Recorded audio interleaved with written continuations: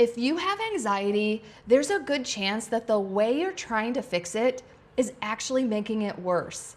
Because most people deal with anxiety by trying to escape it because it doesn't feel good and they want to get rid of the feeling. But ironically, that's exactly what keeps it alive. So in this video, I'm going to talk about how to make friends with your anxiety so that you're not constantly pushing it away. Welcome to video 4 of You plus Anxiety equal BFF, how to stop fighting anxiety and start feeling safe in your own life. I'm Angie, your inner glow coach, and I help women stop letting anxiety run their lives so they can finally stop playing small and wake up to their own power. And like all of my videos, each video in this series, including this one, has at least one powerful action step at the end because anxiety doesn't have to control your life anymore.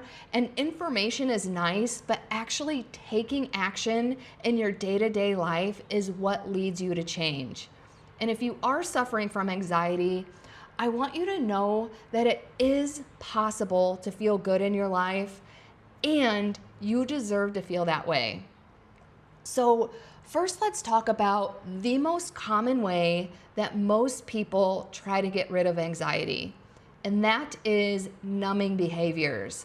And these fall into two different categories: socially unacceptable and socially acceptable. So socially unacceptable numbing behaviors are things like alcohol, illegal drugs, smoking, porn, gambling, overeating. So meaning these are things that are looked down upon by society.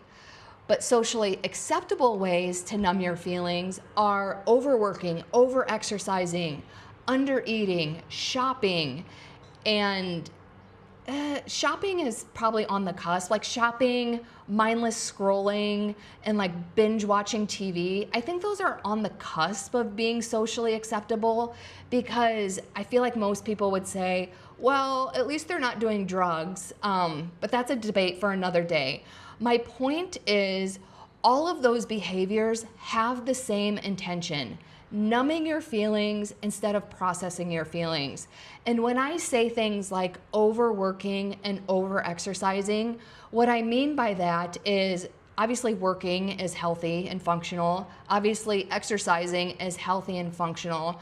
But I'm talking about when those things are taken to an extreme and are used to numb your feelings, because this is actually very common in society, especially because these are socially accepted. Because if you turn to alcohol and become an alcoholic, people look down on you. But if you're an overworker working 80 hours a week, you actually get praised for that, even if the underlying motivation is severely dysfunctional and actually equal to that of the alcoholic. So just to be clear, when the socially acceptable behaviors, I'm talking about when they're taken to an extreme because they're used for numbing your feelings instead of processing them. And this is obviously not a comprehensive list. There are many other ways that people use to escape their anxiety.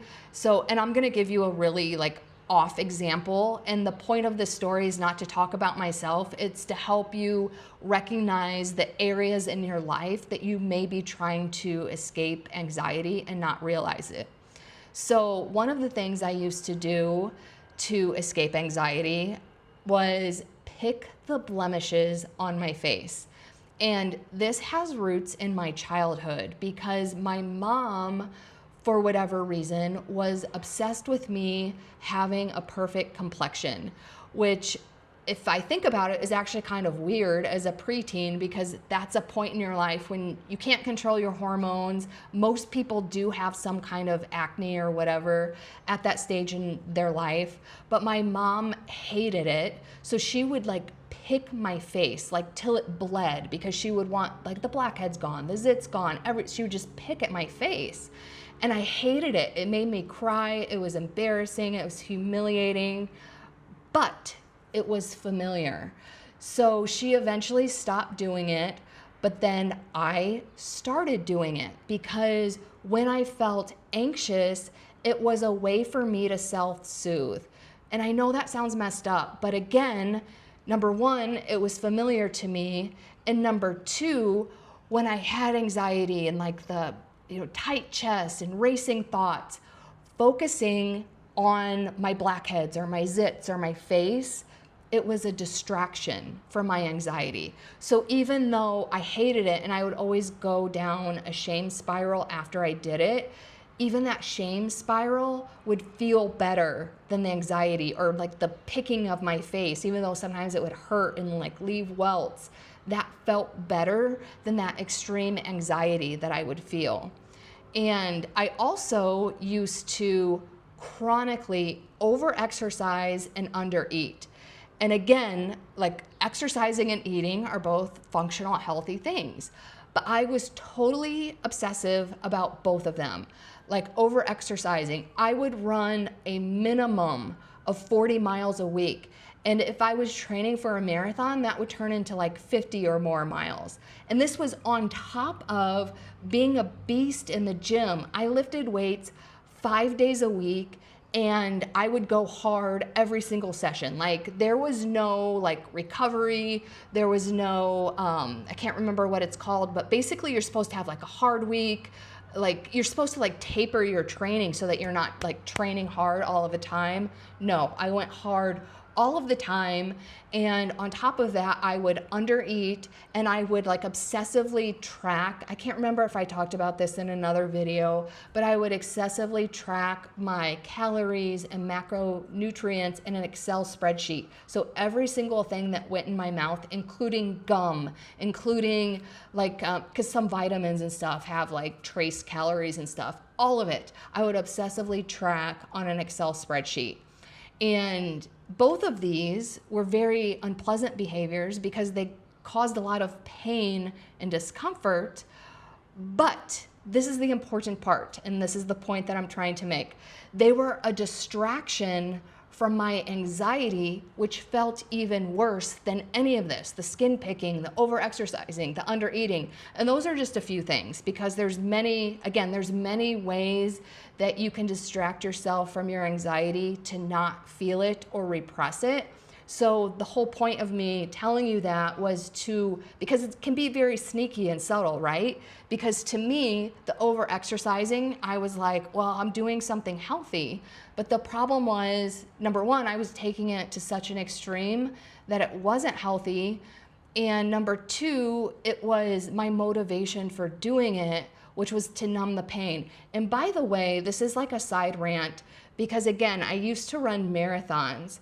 And the reason I started running marathons is because when I would go on a long run, I'm sure you've heard of the runner's high, but for me, that was a way to dissociate from my feelings. So I started going on long runs purely for the only intention to dissociate from my feelings. And this is a thing that's not talked about a lot, but many, if I had to put a percentage on it, I would say at least 80% of all marathon runners in the world are doing this exact same thing, and it's not talked about because we like to praise people running marathons because it's healthy and it shows determination and all these other things. And there are admirable pieces of running a marathon, but a lot of it is very dysfunctional. And so that was just a side rant, but that leads me to my overall point because I don't want to get off track. A lot of the things that we do to relieve anxiety is actually just suppressing it and making it worse in the long term. Because when you repress your feelings, they are still there. But when you feel your feelings and process them, they are transmuted and you never have to deal with them again until something else comes along. So the reason I wanted to make an entire video on this is because we can be our own worst enemies. And being aware of this gets us out of these behaviors that don't serve us. Because the short-term relief seems worth it, but it's not because it's compounding everything exponentially in the future. So another point that I want you to understand is when you numb your feelings, you can't just pick and choose. For example, you can't say, well, I want the things that feel bad, like my anxiety, to go away, but I want the feelings that feel good, like being happy, to stay. It doesn't work that way. Your emotions are a package deal. You either feel them all or numb them all. And here is an example of this. I used to have a friend, I actually met her in pole dancing class. So she was fun, like we would laugh, like she was my BFF in pole dancing class. So we started hanging out outside of class, and actually I was taking improv classes and she was like, oh, that's cool, I want to do that too. So we were taking improv classes. So hopefully I'm painting a picture of how alive and fun this person was. But over time, she got so into her spiritual practice that she decided that she wanted to be like a monk meditating on a mountain and be totally unfazed by anything and never triggered by anything at all. That was her entire goal in life. So over time, she was actually very successful in this, and she was not triggered. But she was also not happy. She never laughed. She never even smiled. She was devoid of all emotions. And it was really effing creepy, if I'm being honest, because she turned off all of her triggers, like the good and the bad. And that's actually the primary reason why we stopped being friends, because it was just weird. It was so weird. But my point is, you can't just pick and choose. So if you're doing these things to numb your anxiety, most likely you're also numbing your happiness and joy. So this is one way that anxiety can turn into this spiral that never feels good. And you can't even remember the last time you were happy. And because your anxiety is so intense and chronic, it can also swing into depression, because this would happen to me a lot, because it's not sustainable for your body to always be up and, hypervigilant and on edge. So then I would swing into these depressive episodes, which anyone who's ever had depression knows it's not just being sad. Like, you cannot function because you have this huge cloud over your head. And so turning off your good feelings, that's not the only negative consequence of numbing, because depending on the vice, like, it could cost you money, like gambling and shopping, and even things like porn or drugs can cost a lot of money. It can cost fights with friends and family. There can be serious physical consequences, like with smoking, alcohol, drugs, or even working out, over exercising. I ended up developing an autoimmune disease, which I could go into a whole video about that. It was partially from the chronic anxiety, but it was also from the chronic physical stress. Also, I was injured a lot. I cannot even tell you how many stress fractures I've had. One time I had a stress fracture on my sacrum and I could barely even walk. At one point, from lifting weights, I had a hernia that needed surgery. So there's and that just covers some of the things. But the biggest consequence to numbing behaviors or any other way of repressing anxiety is that you're never processing your feelings or feeling your feelings.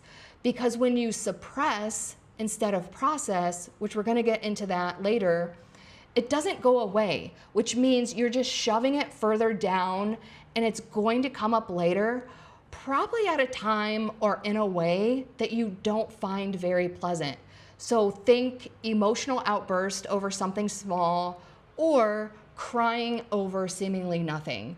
Because even a lot of the viral Karen videos, a lot of times I look at those people and I just think, like, it's just a bunch of suppressed emotions coming out over like nothing, and then they get caught on camera, which is actually really unfortunate.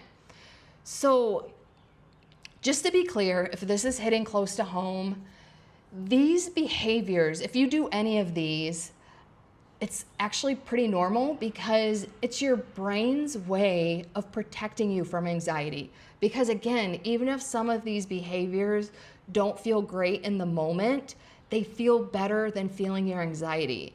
So your brain is simply trying to protect you, which is actually amazing and very intelligent.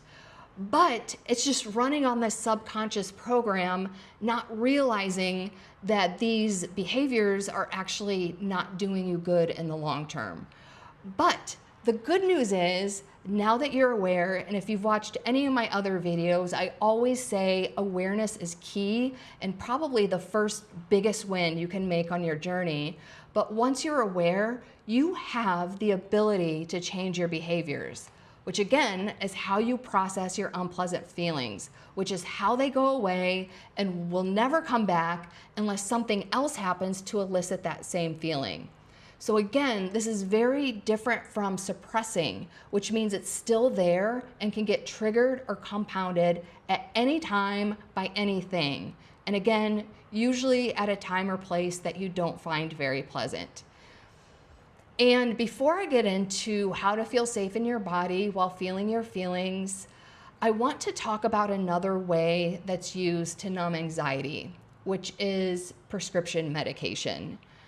Now, I'm not going to tell you to take or not take prescription medication. I'm going to tell you my own story about it. And again, the purpose of this story is not to talk about myself. It's for your information, and take from it what you need. If it helps, fine. If it doesn't help, that's okay too. If you are taking anxiety medication and it's beneficial for you, I am not telling you to stop taking it. I'm telling you, take what you need from the story I'm about to tell you. Because, and on that note, one of the primary pillars of my Inner Glow coaching is self-trust, because it is so critical that you know what's best for you so that you can make healthy decisions for yourself and not listen to people on the internet, because I'm not telling you what's best for you because I don't even know you. So this is my personal story. I think it was around let's just say 2015 approximately.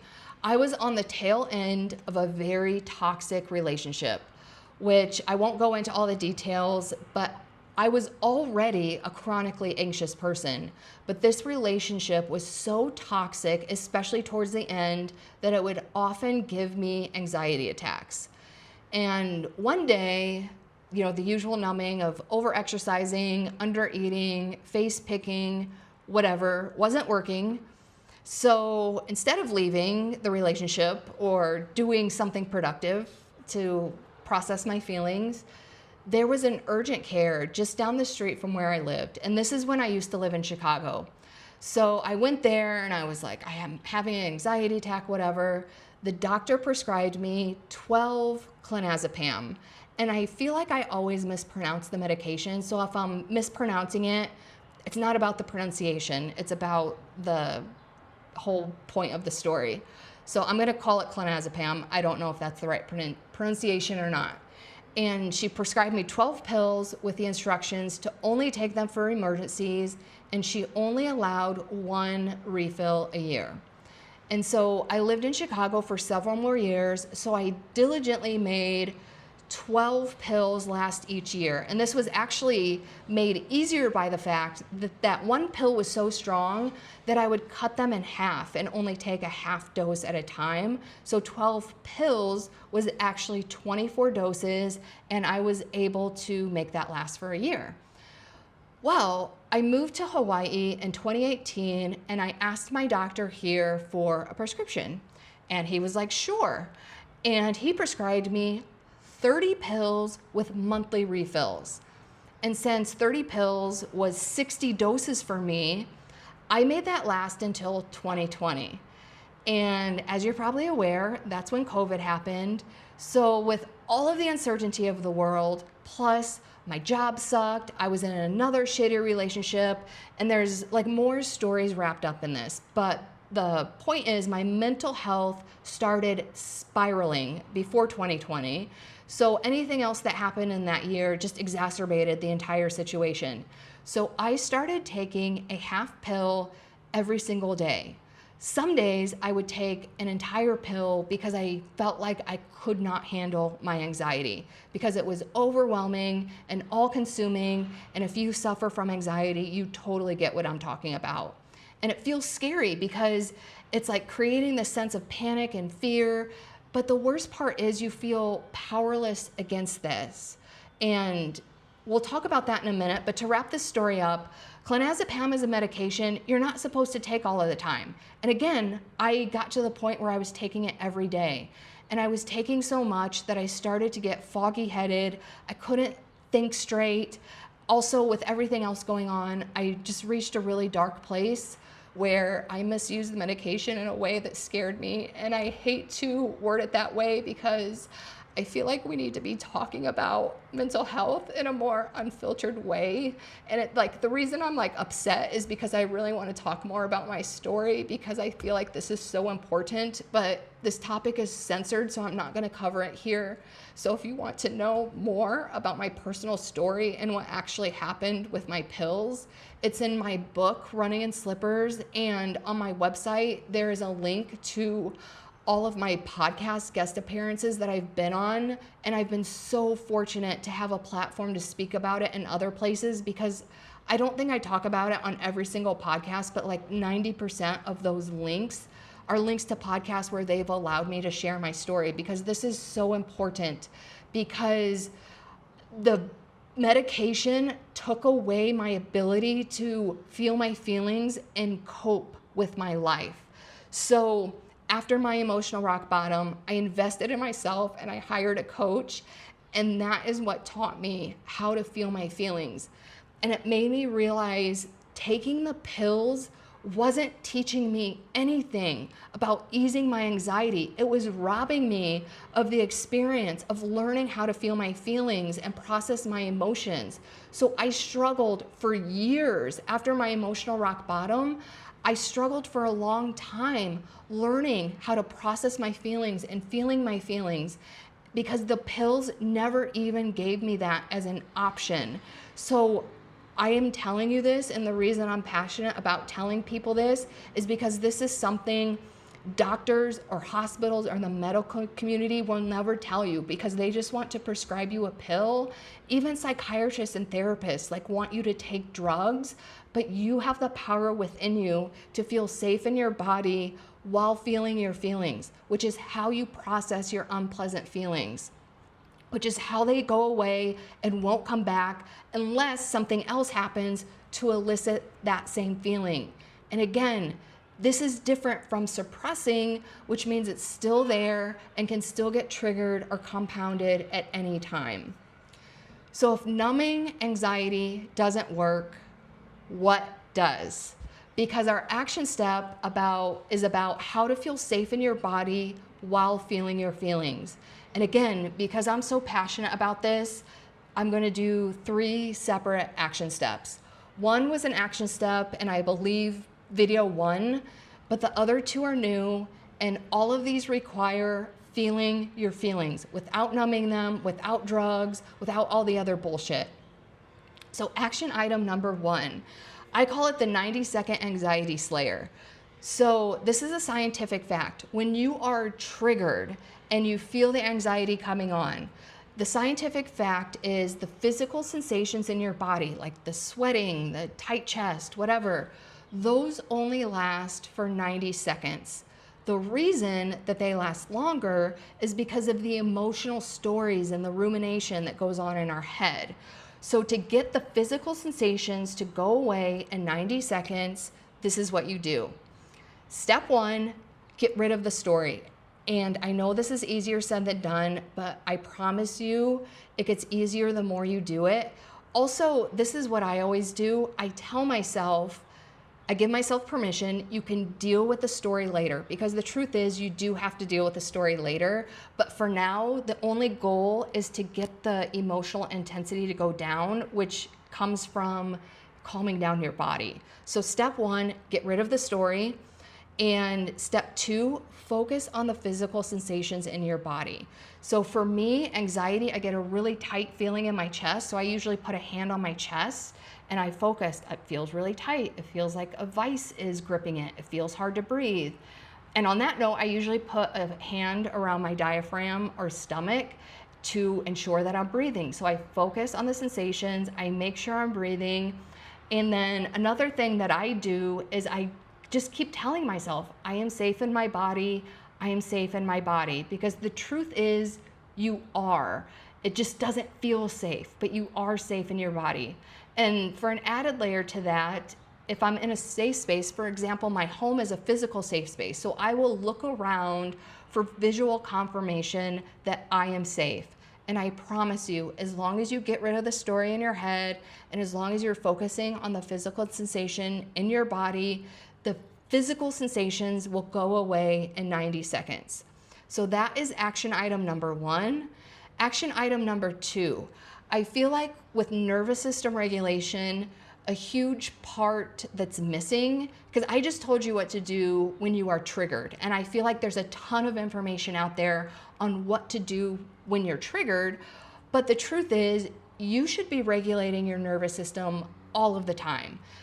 You should treat your nervous system like a baby. So for example, with a baby, if it's crying, you're like, does it need food? Does it need its diaper changed? Does it need this? Does it need that? Even if it's not crying, you're constantly tending to it to make sure its needs are met.